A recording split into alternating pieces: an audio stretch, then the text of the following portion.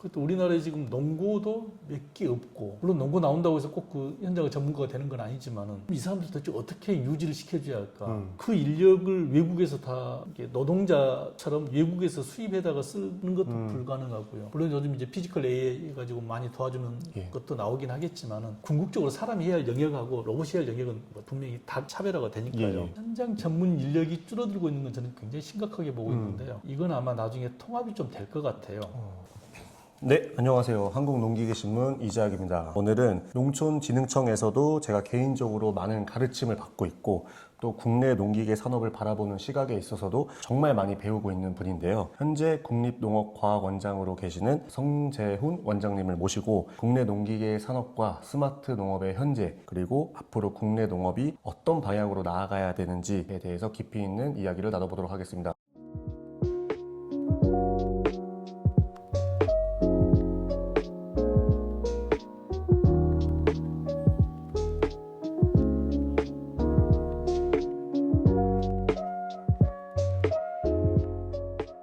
원장님 안녕하세요. 네, 반갑습니다.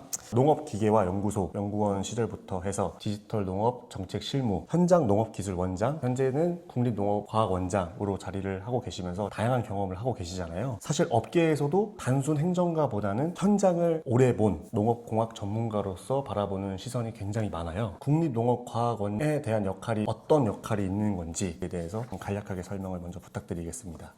우리나라 정부는 이제 입법부, 사법부, 행정부로 상권 분립이 돼 있잖아요. 예. 입법부는 국회고 사법부는 대법원이고 이제 행정부는 우리가 알고 있는 뭐 농식부라든가 교과부라든가 이렇게 있고요. 그 부 밑에는 이제 청이 있잖아요. 농식부 밑에는 이제 농촌진흥청하고 산림청이 있습니다. 농촌진흥청에는 4개의 연구기관하고 하나의 교육기관이 있어요. 이 4개의 연구기관은 우리가 먹는 벼, 밀, 콩, 옥수수 등을 다루는 식량과학원, 그다음에 꽃하고 뭐 채소하고 과일 등을 다루는 원예특작과학원, 그다음에 소, 돼지, 닭, 오리 등을 다루는 축산과학원, 그리고 이 3개의 연구기관에서 다루지 않는 작목이 있어요. 곤충 같은 게 그런 거거든요. 곤충이라든가 농업의 기본이 되는 물, 공기, 토양, 농기계, 뭐 종자, 비료 이런 것 등을 모두 아우르는 국립농업과학원이 있습니다. 연구기관이 그렇게 4개인데요. 이 작목기관 3개는 특정 작목을 다루기 때문에 연구원이 대략 한 320-30명 정도 돼요. 근데 농가원 같은 경우는 이 작목뿐만이 아니라 작목에 들어가는 모든 기본 연구를 전부 다 서포트하기 때문에 연구원이 483명이나 됩니다. 거기에다 연구원을 도와주는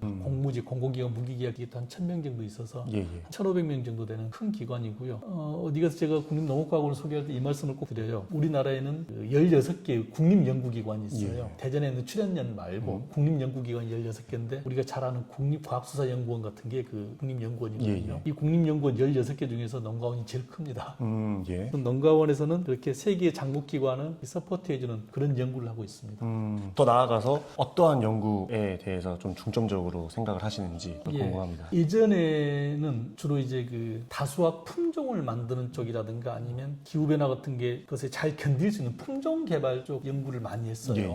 농촌진흥청 연구가 주로 그런 방향으로 흐르고 그 뒤에서 이제 기계가 조금 보조해주는 보조라든가 보좌를 해주는 그런 역할을 했었는데 지금 이제 그게 많이 바뀌었잖아요. 지금 저희가 중점을 두고 있는 것은 물론 현 정부 코드하고도 많이 맞추기도 했지만은 일단은 현장이다.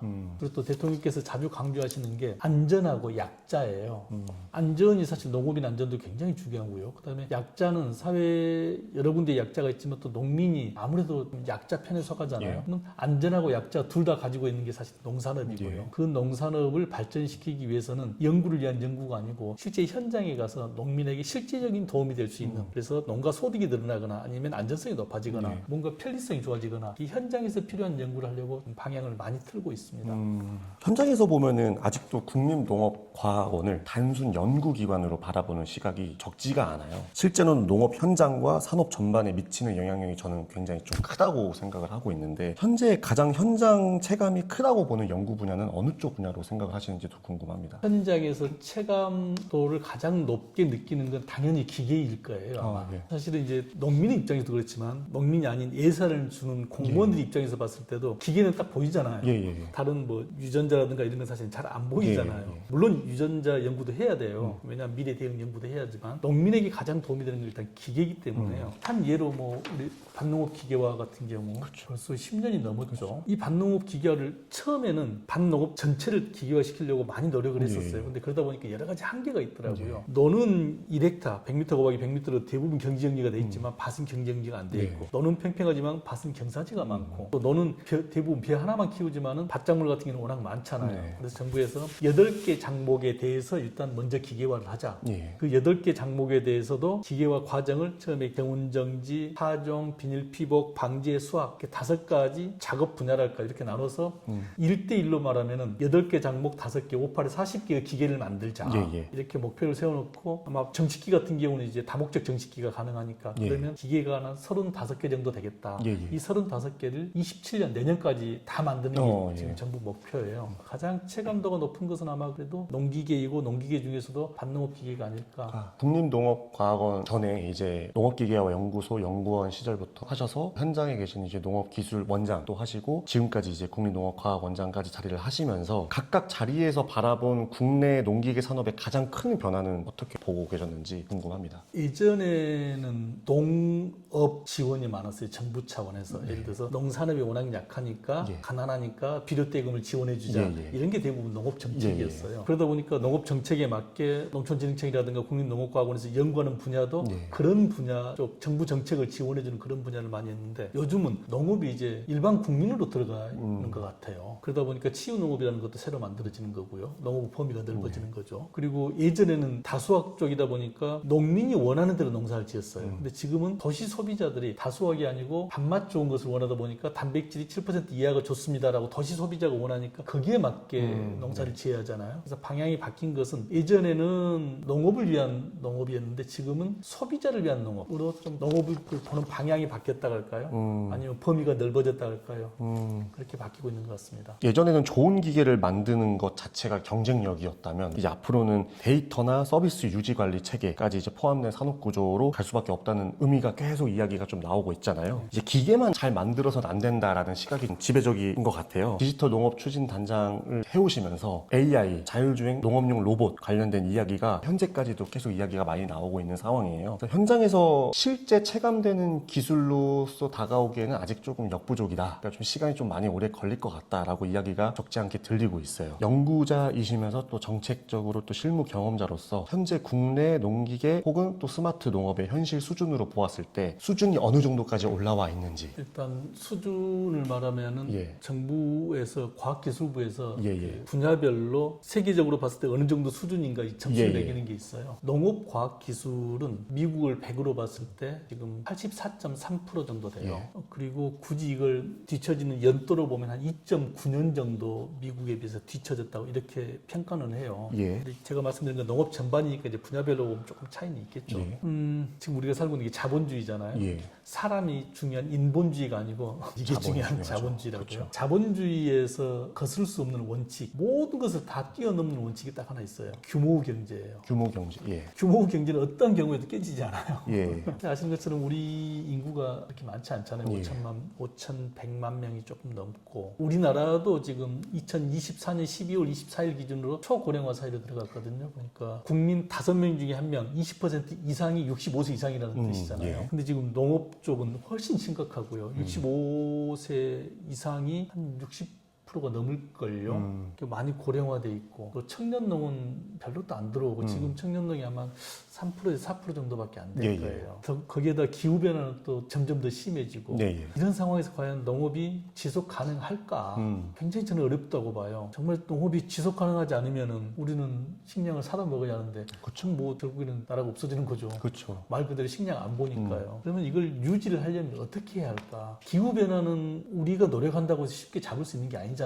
전 세계적으로 탄소 발생을 줄이자는 그런 큰 노력을 하고 있고 농업에서도 일정 부분 이제 기여를 하고 있겠죠. 기후변화는 어쨌든 우리가 쉽게 터치할 수 있는 분야가 아니고 그러면 이제 기후변화 말고 자동화라든가 이런 걸 우리가 좀 할 수 있고 그다음에 어르신들 나이 많으신 분들은 이제 돌아가시면 젊은 사람이 계속 들어와야 하는데 젊은 사람이 들어오게 유도도 우리가 해야 하잖아요. 기계화하고 자동화 쪽은 계속 한다고 보고 젊은 사람을 어떻게 하면 농업적으로 끌어올 것인가. 결국에는 그분들이 안전하고 편하게 농사를 짓도록 만들어줘야 하잖아요.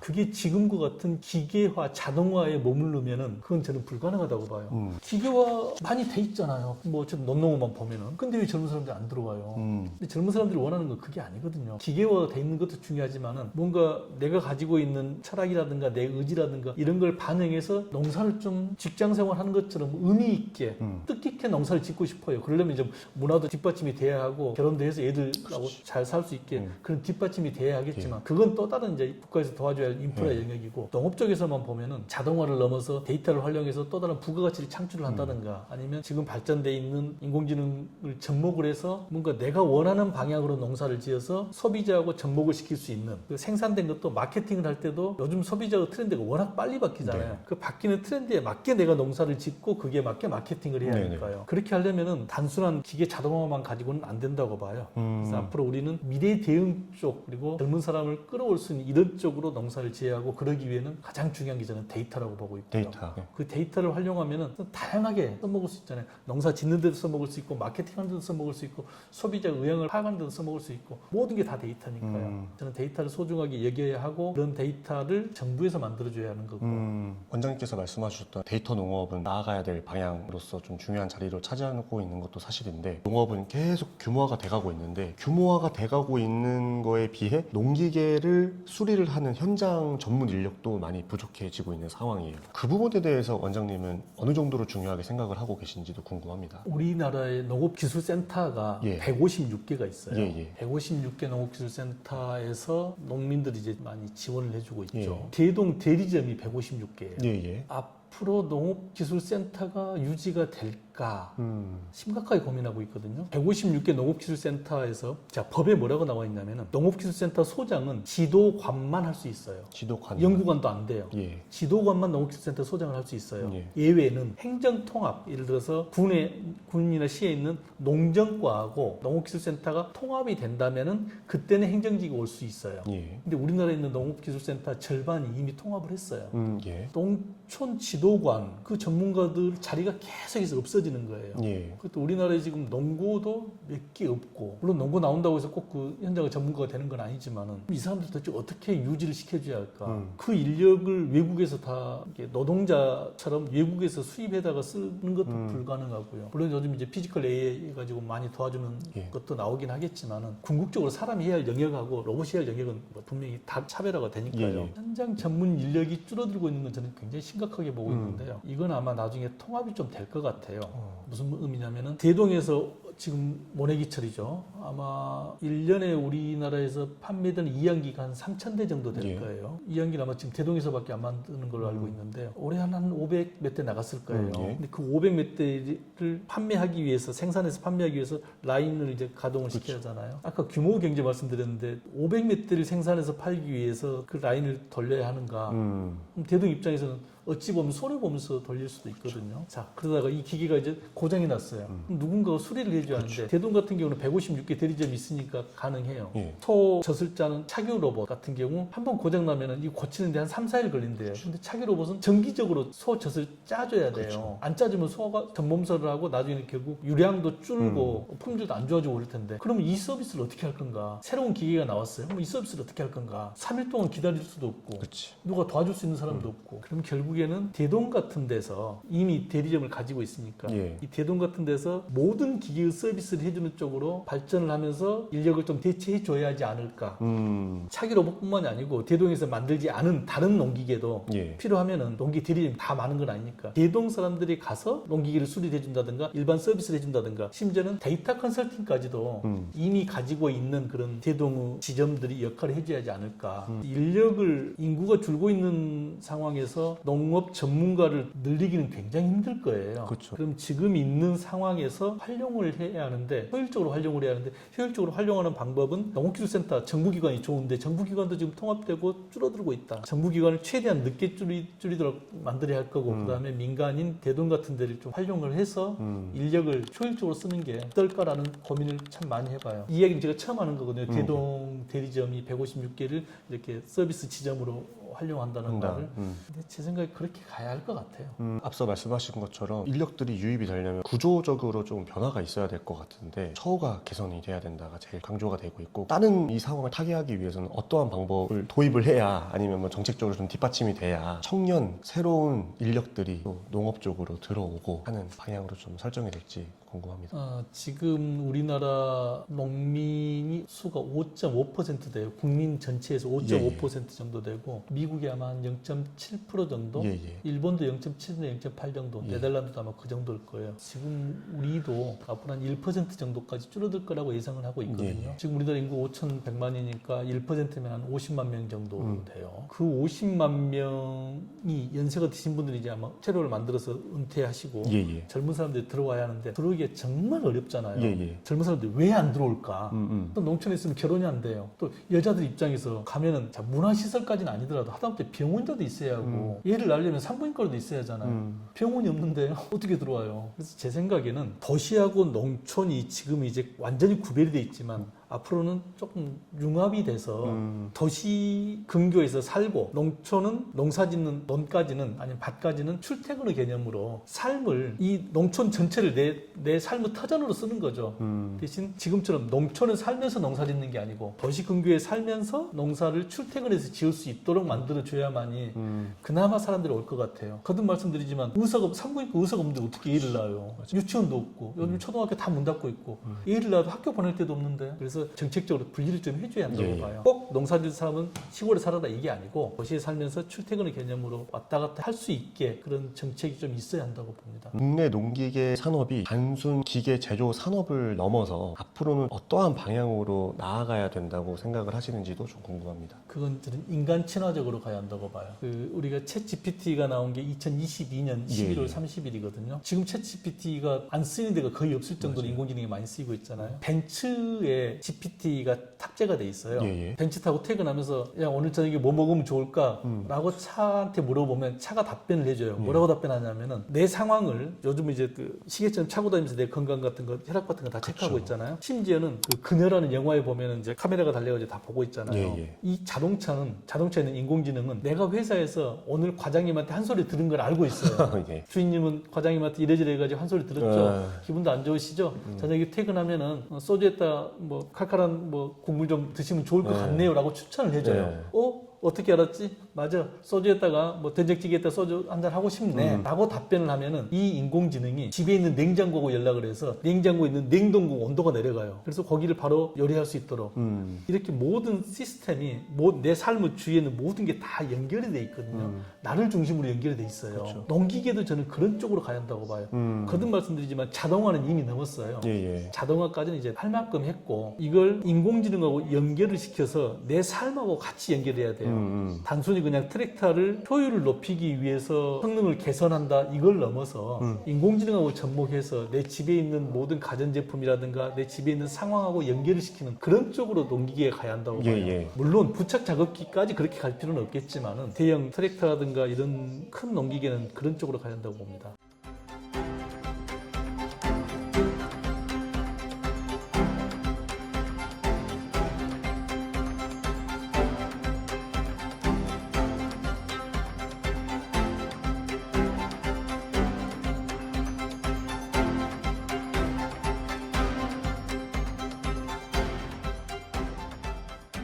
이제 더 이어서 말씀드릴 게 최근에 뭐 이제 직진 자율주행은 이제 너무나 잘 하고 있는 상황이고 자율 작업까지 운전석에 운전자가 없더라도 작업을 해주는 조만간이면 이제 그렇게 계속 될 건데 실효성에 대해서도 고민을 많이 하고 계시는 상황이에요. 그래서 원장님께서 보시기에 우리가 경계해야 될 부분이 있다면 어떤 부분을 좀 조심을 해야 되는지도 궁금합니다. 결국에는 농기계 업체도 사업이니까 돈을 벌어야 하잖아요. 그렇죠. 지금 정부 차원에서 아니면 전 세계적으로 탄소 발생을 줄이기 위해서 디젤 자동차를 생산을 중단을 하고 가솔린 자동차보다는 하이브리드 그다음에 뭐 전기 자동차로 넘어가는 정책을 많이 쓰고 있는데 그러다 보면 이제 새로운 기술이다 보니까 가격이 좀 높아질 거고 그래서 정부에서 좀 지원을 해주고 있잖아요. 농기계도 그렇게 많이 해주고 있잖아요. 지원을 예전처럼 농기계 가격이 얼마를 지원해주는 이런 정책이 계속 유지되지는 않을 거예요. 아마 탄소 쪽하고 연결되든가 환경하고 연결되든가 해서 지원이 되는 것이지 예전처럼 농민이 가난하고 불쌍하니까 지원해준다 이런 정책은 아닐 거라고요. 예. 그리고 또 서두에도 말씀드렸지만 지금까지는 농민이 그냥 생산해놓고 알아서 파는 거예요. 근데 지금은 소비자가 원하는 쪽으로 품질이 바뀌어가잖아요. 예. 소비자가 원하는 것만 생산을 해야지 예. 소비자가 원하지 않은 것은 생산해놔도 팔리지가 않을 거라고요. 예. 거기에 맞춰서 기계도 발전을 해야 한다고 봐요. 지금처럼 그냥 자동화 쪽 기계보다는 소비자가 원하는 것을 구현할 수 있는 기계.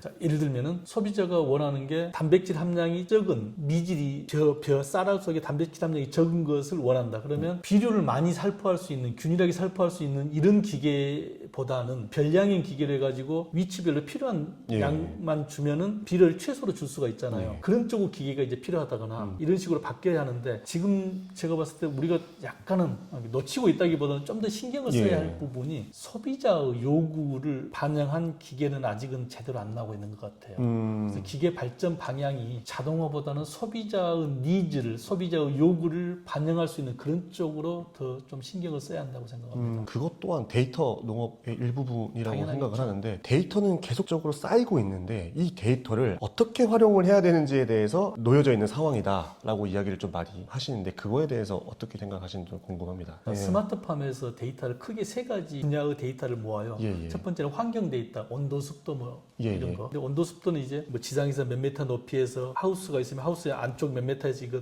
다 표준화가 돼 있어요. 그렇게 환경 데이터는 대부분 표준화도 돼 있고 다 자동화가 돼 있어요. 물론 뭐 캘리브레이션까지 자동화 돼 있는 건 아니겠지만. 예. 그다음 두 번째 데이터는 이제 생육 데이터. 환경을 이렇게 만들어줬더니 하루에 뭐 몇 cm씩 자라더라 어쩌고저쩌고 하는, 얘가 잘 자라고 언제 뭐가 과일이 열리고 하는 이 생육 데이터. 그다음 근데 이 생육 데이터는 아직은 자동으로 잘 안 돼요. 예. 근데 뭐 그것도 이제 과학이 발전하면 자동으로 측정이 가능하겠죠. 예. 세 번째는 경영 데이터예요. 자, 이렇게 환경을 만들었고 이렇게 가온을 해서 이렇게 농사를 지어가지고 돈을 많이 벌었다. 이러이러하게 관리를 하니까 언제 수확이 가능했고 저러저러하게 하니까 수확 기간이 더 늦어졌다. 그러면 어떻게 언제 수확을 해서 저장해서 파는 게 좋은지 바로 시장에 내는 게 좋은지 어쨌든 궁극적으로 이래가지고 돈을 벌었다. 이 세 개 데이터가 합쳐져야 돼요. 예. 근데 지금은 따로따로 놀아요. 자, 환경 데이터가 온도에 하우스에서 온도가 뭐 올라가고 내려가고 그게 뭘 의미하는데요? 자, 그러면 온도를 높게 해주니까 식물이 잘 자라더라. 식물이 잘 자라죠. 농산물은요, 다른 공산품하고 달리 수확량이 많으면 가격이 떨어지게 돼 있잖아요. 나도 많이 생산하고 너도 많이 생산하고 다 많이 생산하면 가격은 떨어져 버린다고요. 예. 어떻게 하면은 남과 차별화를 시킬 수 있을까? 그건 나중에 경영 데이터가 붙어가지고 자, 이렇게 온도를 유지하고 이렇게 했더니 이렇게 잘 자라고 그다음에 언제 수확해가지고 지금 팔지 않고 차라리 수확 적기를 놓치면 안 되니까 지금 수확해서 저장을 해뒀다가 저장 비용이 들더라도 며칠 뒤에 팔면은 더 좋다는 걸 데이터로 해석을 해야 하잖아요. 네. 그건 거듭 말씀드리지만 이 세 개가 연계가 돼야 돼요. 근데 지금은 연계가 잘 안 돼 있어요. 그래서 현장에 쓰기가 매우 힘들죠.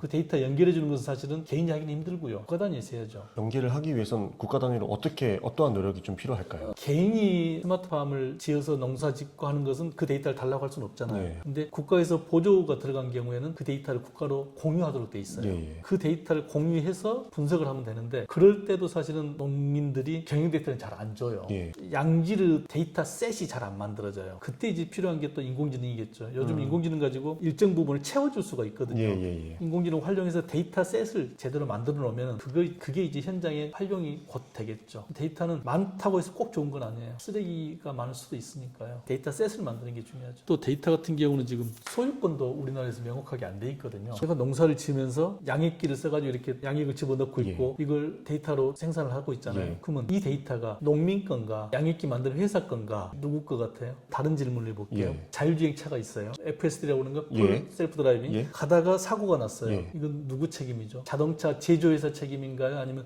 내가 운전대는 안 잡고 있지만 운전하고 있는 사람 책임인가요? 아니면 개인 소유자의 책임인가요? 저는 개인적으로 운전자의 책임이 더 크다고 생각합니다. 그게 맞아요. 얼마 전에 실제 미국에서 그런 일이 있었잖아요. 자율주행 차가 가는데 큰 트레일러가 이렇게 회전하고 있는데 그걸 하늘로 보고 갖다 박아버렸거든요. 예. 그래서 사람이 죽었어요. 그때 법원 판결이 어떻게 나왔냐면 운전자가 잘못이라고 나왔어요. 왜 그러냐면은 자동차 그 사용 설명서에 그렇게 돼 있었어요. 이게 자율주행이긴 하지만 운전하는 것처럼 전방을 잘 주시해야 한다. 손 놓고 자도 됩니다. 이런 게 없었어요. 그러니까 내 책임이라는 게 거기에 들어 있었어요. 우리 농기계도 아마 그렇게 이렇게 가야 할 거예요. 데이터를 생산을 하더라도 농민이 어떻게 조작하느냐에 따라서 달리 데이터가 생산이 되는 거잖아요. 그럼 그 데이터는 농민께 맞아요. 기계 장치 소유주가 아니고. 근데 지금 대부분 장치 소유자들 자기들이 가져가고 있거든요. 농민이 갖는 게 저는 맞다고 보고 국가에서 필요하면 그걸 돈 주고 사야 한다고 봐요. 국가에서 농민으로부터 데이터를 돈 주고 사고 이걸 데이터셋으로 만들어서 가공해서 공공 데이터로 개방을 하는데 우리나라에는 공공 데이터법에 공공 데이터는 가치를 매기지 않는다고 돼 있어요. 가치를 매기지 않는다는 말은 돈 받고 팔 수 없다는 뜻이 돼요. 국가에서 사서 잘 가공해서 개인한테 주거나 아니면 산업체한테 줘서 산업화 시키도록 그렇게 해야겠죠. 그 소유권에 대한 게 법에 명확히 나와 있어야 돼요. 근데 아직 그런 법이 없죠. 그걸 그대로 가지고 와서 농업 쪽에서도 있을 수 있는 충분한 일이지 않을까 싶은데 만들어야죠. 아직까지도 근데 그거에 대한 명확한 매뉴얼이 나와 있는 것도 없습니다. 아니잖아요. 근데 이것도 꼭 소유자 거라고 제가 법을 이야기한 이유가 우리 테슬라 자동차 있잖아요. 테슬라 자동차는 계속 데이터 수집하고 있잖아요. 그건 테슬라가 가져가거든요. 양액기 만드는 업체가 가져가는 거예요. 농민이 아니고 운전자가 아니고. 지금 테슬라 같은 경우도 그 데이터는 테슬라가 필요한 데이터만 가져가기 때문에 운전자한테 필요한 데이터가 아니잖아요. 언제 브레이크를 밟았는지 뭐 이건 운전자한테 아무 상관이 없잖아요. 물론 그걸 분석해주면 운전 패턴을 바꿀 수 있을지는 모르겠지만 그래서 데이터를 가져갈 때도 자기가 원하는 것만 가져갈 수 있고 그다음에 자동차를 살 때 아예 계약이 그렇게 돼 있어요. 여기서 생산되는 데이터는 내가 가져간다. 그래서 그런 법적으로 제도가 돼 있어야만이 농업에서 생산되는 데이터가 내 건지 양액기 회사 건지 뭐 이걸 구별할 수 있죠. 그리고 양액기 회사에서 가져간다면 내 개인정보는 빼고 양액돈만 가져가야 할 거고 지네들이 필요한 것만 가져가야지 필요 이상으로 가져갈 필요도 없는 거고 또 내가 쓴다면은 내 행동 패턴에 따라서 내가 어떻게 기계를 조작했는지 이것까지도 다 들어가야겠죠.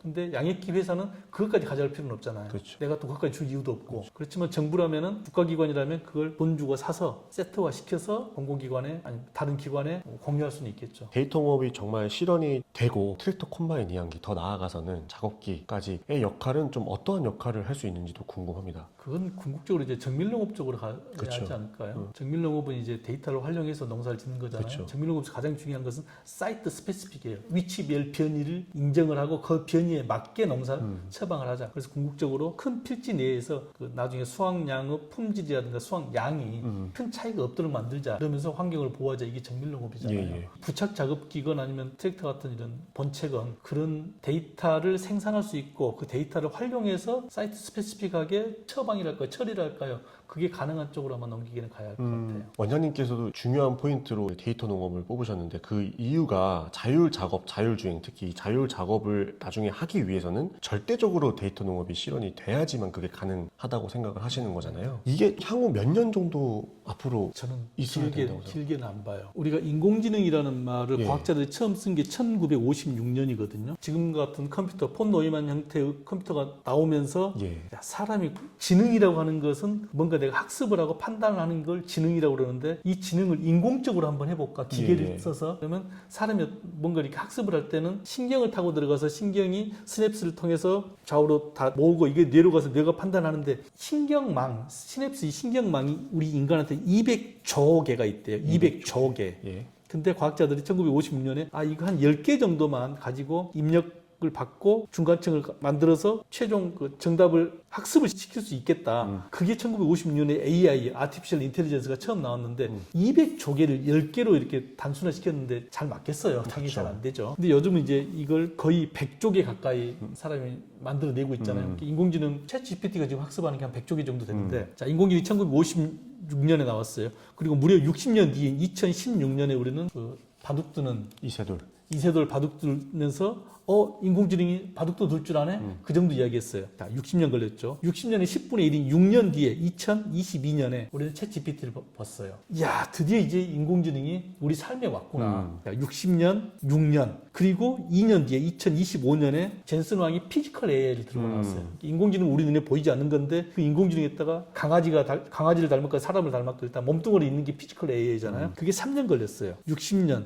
6년, 3년. 그리고 지금 2026년이에요, 우리가. 앞으로 뭐가 나올지는 모르지만 인공지능이 워낙 빨리 발전하고 있으니까 모르긴 몰라도 5년 이내는 AGI, Artificial General Intelligence, 그리고 ASI, Artificial Super Intelligence 이게 금방 나올 거다. 얼마 전에 이재명 대통령도 그런 말씀하셨어요. 누구하고 인터뷰하면서 ASI 시대가 되면은 사람이 금붕어가 될 거다 이렇게 말한 적이 있어요. 그게 무슨 말이냐면 지금 내가 강아지한테, 개한테 야 일어서 앉아 이건 교육시킬 수 있어요. 그렇죠. 사람 IQ가 평균 100이라고 보고 강아지가 한 60이나 70 정도 될 테니까요. 그건 교육이 가능해요. 금붕어한테 일어서 앉아를 시킬 수 있을까요 우리가? 아마 금붕어 IQ가 워낙 낮기도 하고 소통이 쉽지 않을 거잖아요. 근데 ASI 시대가 되면 인공지능이 우리를 금붕어처럼 볼 거라는 거예요. 그만큼 많이 발전해 있을 거다. 대통령께서는 어쨌든 ASI하고 금붕어 이야기만 했는데 제가 말하고 싶은 것은 60년, 6년, 3년, 1년, 2년 이렇게 점점 주기가 빨라지네. 굉장히 빨라지니까 주기가 짧아지니까 그래서 농업기계도 이렇게 되는 걸 저는 5년 안 걸릴 거라고 봐요.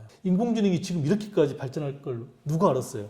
챗 GPT 나온 다음에 이렇게까지 발전할 거라고 누가 생각이나 했겠어요. 근데 지금 키오스크 못 쓰면은 식당에 가서 주문 못 하잖아요. 또 앱 못 쓰면은 택시 못 부르잖아요. 그렇죠. 근데 이거 나온 지 우리 한 3, 4년밖에 안 됐어요. 3, 4년만 이렇게 되고 있어요. 산업이 이렇게 바뀌고 있고 삶 자체가 바뀌고 있으니까 이게 농업에 들어오고 농업 기계에 접목되는 것도 저는 금방이라고 봅니다. 이러한 상황에서 국내 농기계 시장 상황은 계속 갈수록 안 좋아지고 있는 상황이고 국내 농기계 산업이 나아가야 될 방향. 지금 우리 농기조합에 등록된 농기계 회사가 아마 700개 가까이 예. 돼요. 근데 대부분이 10명이 안 되는 아주 소규모 업체가 많죠. 맞아요. 우리 5대 업체는 뭐 종업원이 뭐 몇백 명이 된다고 하더라도 그 5대 업체를 제외하고는 거의 다 글쎄요.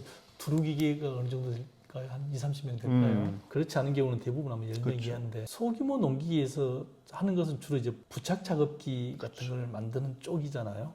조금 전에도 말씀드렸지만 이제는 농기계에도 인공지능이 접목될 수밖에 없는 거니까 소비자 지향의 기계가 돼야 한다. 네. 소비자가 원하는 것을 생산해낼 수 있는 기계. 또 예를 들자면 그 단백질 같은 경우도 소비자가 그걸 원하니까 단백질 낮은 쌀을 원하니까 그걸 생산해낼 수 있는 기계. 전 세계적으로 지금 환경 이슈가 워낙 떠오르고 있고 기후변화 이런 게 떠오르고 있으니까 거기에 대응이 가능한 기계, 정밀농업을 예를 들어서 할 수 있다거나 이런 쪽으로 가야 할 거고요. 근데 소규모 업체에서 그렇게 하기가 또 사실 쉽지가 않거든요. 그렇게 데이터를 모으기도 어려운 거고. 그럼에도 기계를 생산할 때는 항상 예전에는 농민이 기계를 썼어요. 그렇죠. 근데 지금은 농민이 기계를 쓴다기보다도 뭐 그게 주류겠지만 농민이 안 쓰는 예를 들어서 귀농했다거나 아니면 도시에서 살면서 농기계를 쓰는 사람들도 요즘은 꽤 많이 늘어났어요. 그 사람들의 편의성도 봐줘야 할 것이고 안전도 예전보다 훨씬 더 많이 챙겨야 할 것이고 예전에는 뭐 여성용 농기계 뭐 이런 말도 했었는데 사실 여성용 농기계라는 게 없잖아요.